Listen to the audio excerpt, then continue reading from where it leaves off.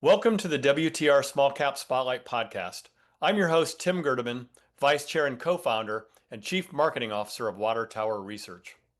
In today's podcast episode, I am joined by James Langrock, CFO, and Andy Milevoj, SVP of Investor Relations, both of 1-800-Flowers.com, NASDAQ ticker symbol FLWS.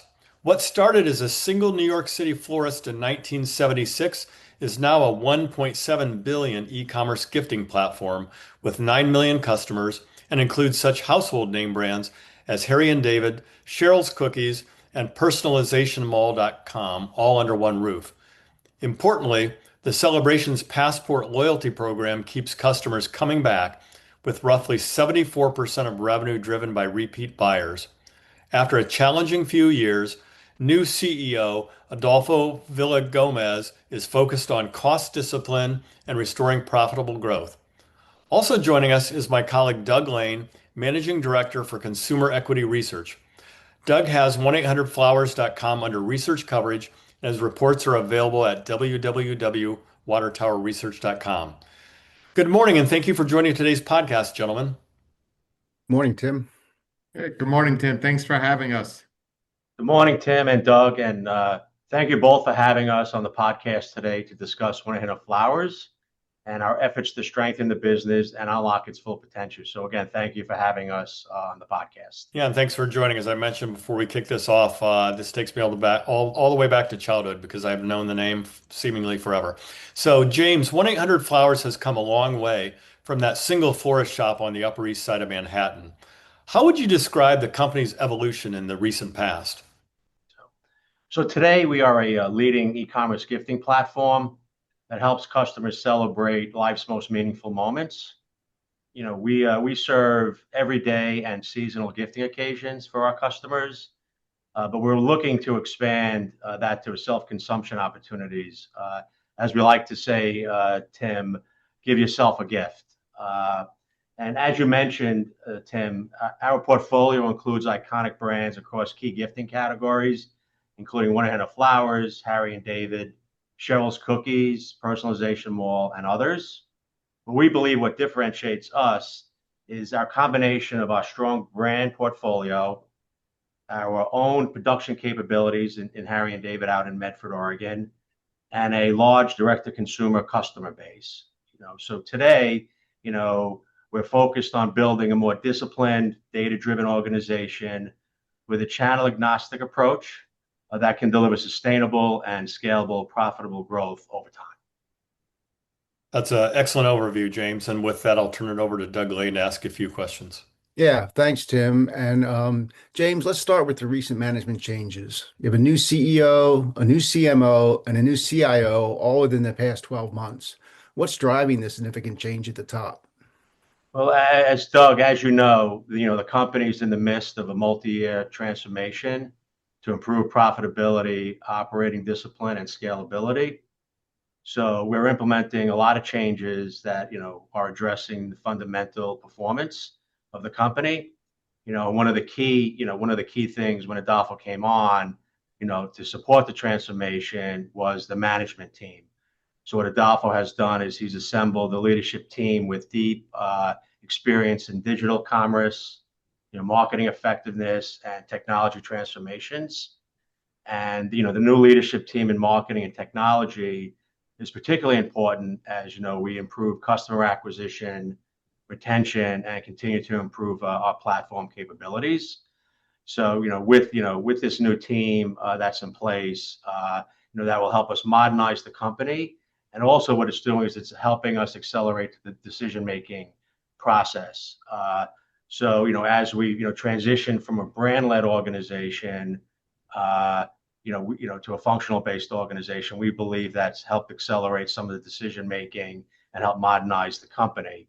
So this simplified organizational structure will enable us to accelerate the speed of execution, as well as increase accountability at all levels throughout the organization. So one of the key tenets of the transformation and turnaround was having the right management in place, Doug, and we believe that that's now in place. So now we're really focused on executing the plan.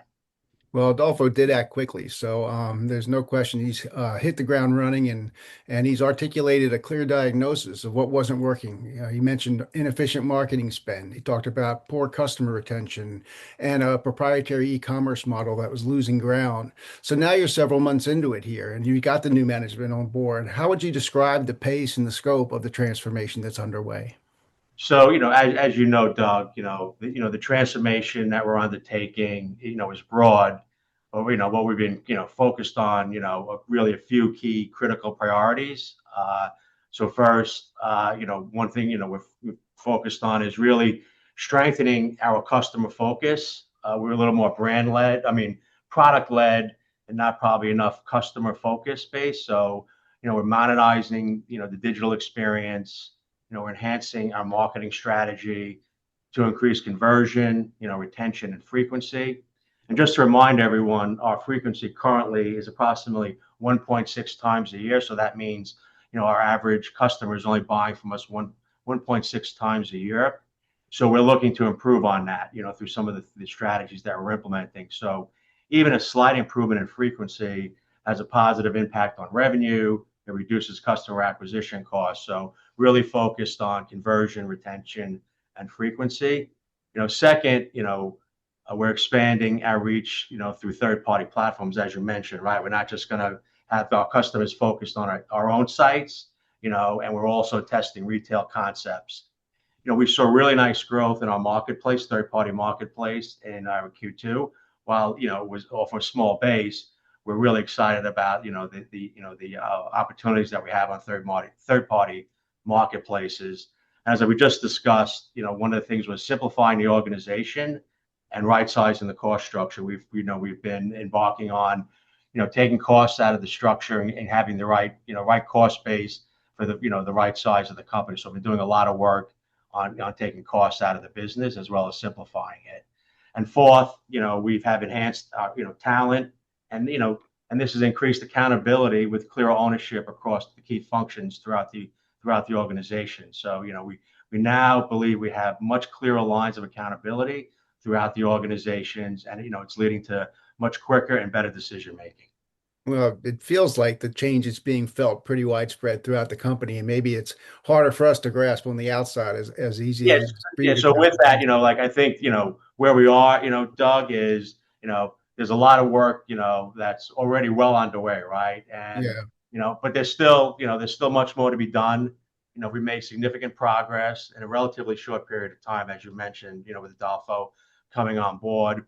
And we really view fiscal 2026 as a transition and stabilization year for the company, with the goal of building a stronger, more scalable foundation for longer term growth. But again, we really believe that Adolfo hit the ground running, and there's been a lot of change, significant progress made over a quick period of time. I know one of the first things he did is he shifted from measuring revenue growth to measuring contribution margin as far as the quality of your marketing spending, whereas before it was just to generate sales right then and there. Now you're taking it down to the contribution margin line to make sure they're profitable sales. So has that had a noticeable impact on how you go to market? Yeah, absolutely. I mean, it's one of the first things he did, when he came in. Historically, as you mentioned, Doug, the marketing decisions were often primarily, driven by, top line revenue growth and customer acquisition, and the real focus, previously was really on the bottom of the funnel marketing spend, the last attribution marketing spend, and with that, at the same time, with the current operating environment, there's been a lot of changes in the search engine results and AI driven content, that's impacting organic traffic, which reinforces the need for a more disciplined and diversified marketing approach. What this really means is what we're saying is we really need to evolve, our marketing into a full funnel flywheel that drives, not only just, the transaction, but it drives awareness, acquisition, and retention, right? So that's part of the strategy as well.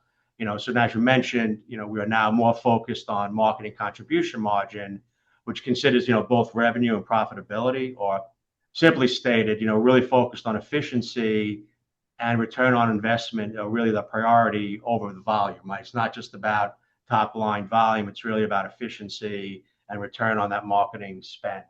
And this discipline, really has led us to more targeted, marketing investments, and as we really focused on reducing spend in lower return channels. So it's really, the early proof points, Doug, really has improved our marketing efficiency. So, I think that, the strategy was right, but that's obviously what we're working on now. But as I mentioned, longer term, our marketing team is really now focused on developing a better customer retention strategy that will further enable us to lower customer acquisition costs over time by increasing frequency, retention, and conversion. It really goes back to, making sure the marketing dollars that we spend are productive, but it's really, not just focused on bottom of the funnel. It's really focused on top of the funnel and middle of the funnel to, improve awareness and really get that flywheel going. So the marketing team, with Melanie, the new head of marketing, is really focused on that. So step one, making sure that we're measuring,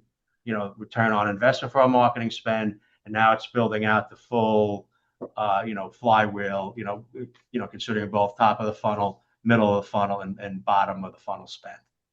No, it's a big change in mindset. Another big change in mindset, you mentioned it earlier, is this moving to Amazon and Walmart, off your proprietary platform. So, but that's a change in how you go to market. So, how are those channels performing, and what do you think about the trade-off between the marketplace fees versus and how does that help make your customer acquisition more efficient? Right. So as I mentioned, earlier, we were very pleased with the Q2 performance, for our third-party marketplaces. We saw really nice growth, but that was, off of a smaller base. But we do see a lot of upside in the third-party marketplaces. But when you think about the third-party marketplaces, they're important because they, for us, it's an incremental channel for us. It enables us to, reach customers, where they are increasingly, a lot more customers are starting their shopping journey, on these third-party platforms, right? Or said differently, what Adolfo came with is you really, let's meet the customer where they're already shopping, right? So, and they are shopping on the Amazons and the Walmarts of the world, so meet them there. As I mentioned, the business is still relatively small for us today, but it's growing quickly. And we also see it as a complementary channel that we can, that can help us expand, our reach, and that's, key. So, what happens is we believe, these marketplaces provide high visibility and efficient customer acquisition. Especially the thing is, particularly for customers who may not be shopping with us or not shopping with our brand. So we believe that's an opportunity. And as you mentioned, there are fees associated with being on these marketplaces, but we don't look at don't look at it just from fees versus no fees. With the fees, we believe they still can be attractive, from the view, the lens of lower marketing and customer acquisition costs, right? So there are fees, but there are other benefits with lower marketing cost and customer acquisition cost that plays into the calculus as we look at marketing contribution margin. So we think it's a very incremental challenge.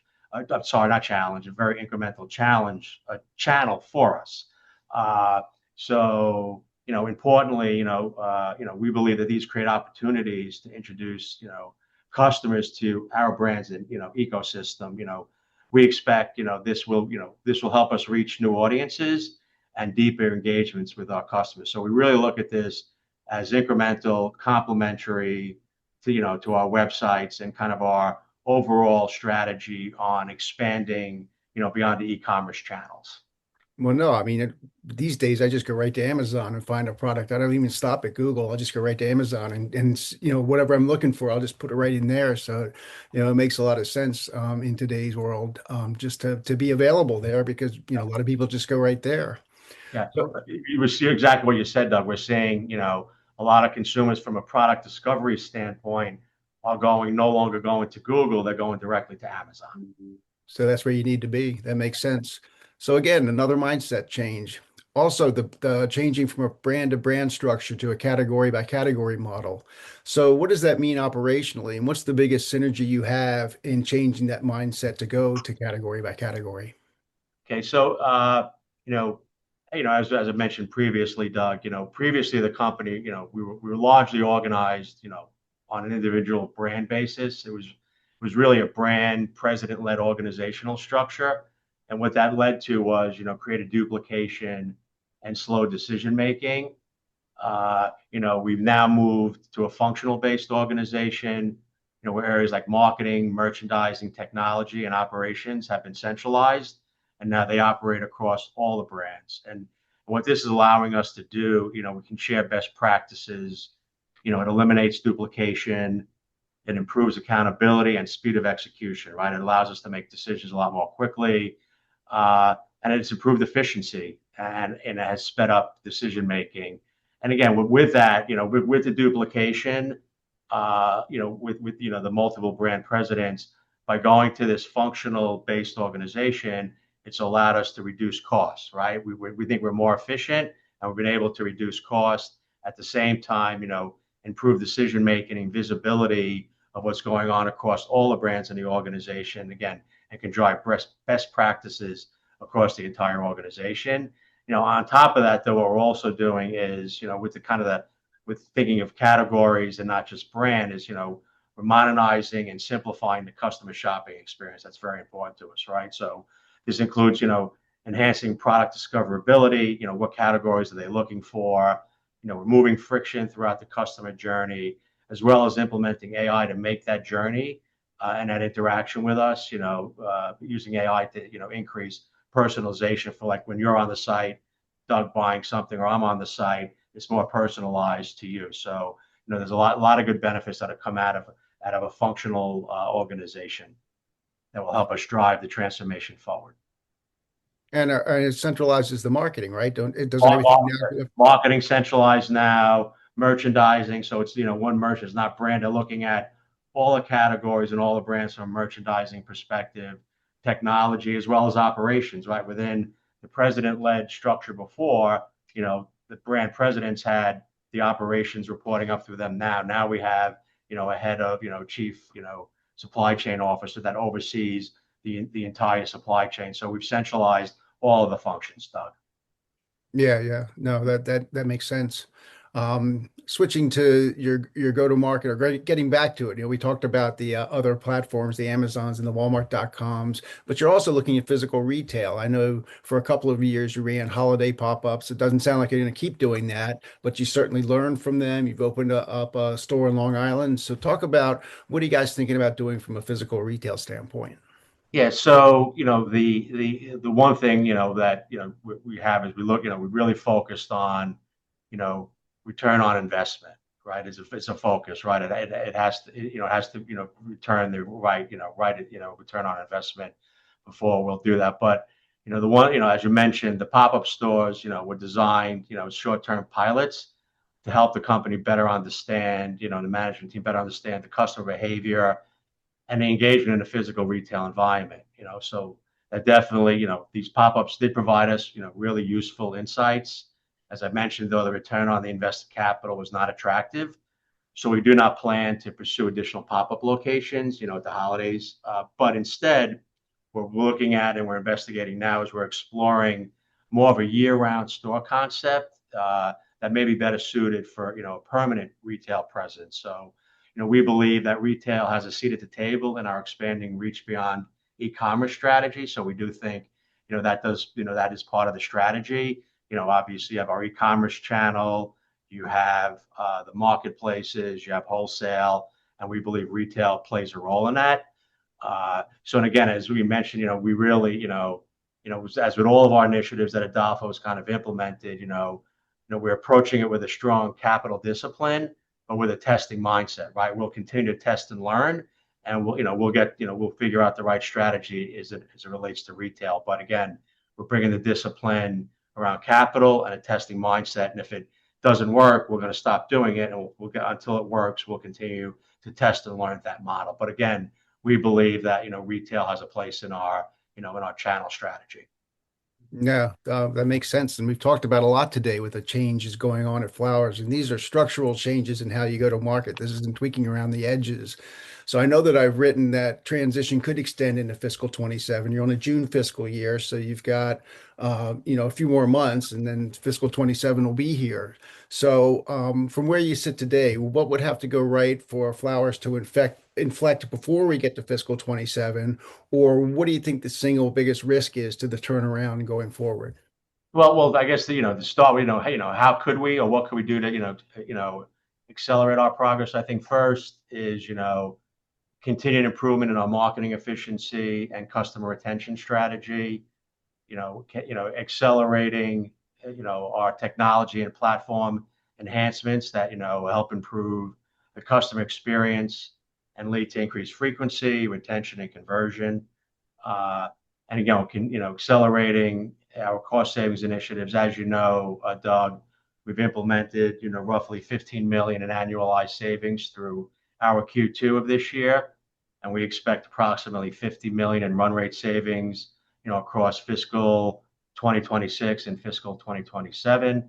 So we think that could help accelerate our progress. What are some of the risks to our turnaround?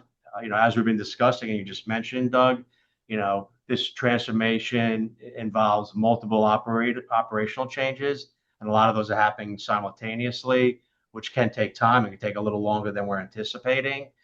And also, like many consumer companies, we operate in a very dynamic macro environment that could impact discretionary spending for us, especially in kind of in the categories that we're in, the gift giving categories. But that being said, we feel really good about the progress we've made and the speed that we've done it at.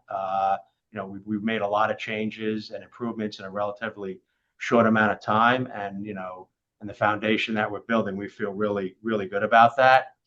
But to me, what's most exciting about where we are today is the pace and the scale of change that we have driven in really such a short period of time. We have fundamentally, as you mentioned, fundamentally have changed our go-to-market strategy. We're expanding beyond our core, websites, and really meeting the customers where they are and where they're shopping. So we really are changing, that core tenant. Again, we have sharpened our marketing approach, with an eye on driving frequency, conversion, retention, and really thereby lowering our, cost of acquisition. We've taken meaningful cost actions, with 50 million identified cost savings across, FY26 and FY27. And as you mentioned earlier, one of the things, that, Adolfo did very quickly, very important is, we now have the leadership team in place, we believe, to execute on all these initiatives. So again, we are excited about where we are today. Well, I appreciate that, James. Thanks for your insights. I tell you, I followed this company for many years, and it certainly feels like there's a lot going on there. So very interesting, and we'll be sure to stay tuned. But I see we're coming up on time here, so I'll end it there, and then I'll turn the podcast back over to Tim. Thanks, Doug. James and Andy, thanks so much for joining us today, and best wishes. I was just thinking about, I hope your phones ring off the hook for Easter and Mother's Day with lots and lots of orders. Thanks so much, Yeah, Tim. We really appreciate you having us today. yeah, yeah. Doug and Tim, thank you very much. We do appreciate the time that you took to do this podcast with us. So thank you, and make sure you get your Easter and Mother's Day gifts ordered sooner rather than later. So again, we appreciate the support. Thank you for listening, and don't forget to subscribe, as well as visiting www.watertowerresearch.com to stay up to speed on the company's small cap written research reports, podcasts, fireside chats, industry-specific symposiums, and conference schedules. We will see you next time for another edition of the WTR Small Cap Spotlight podcast. Finally, a special thanks to the producer and editor of the podcast, Krista Fitzpatrick.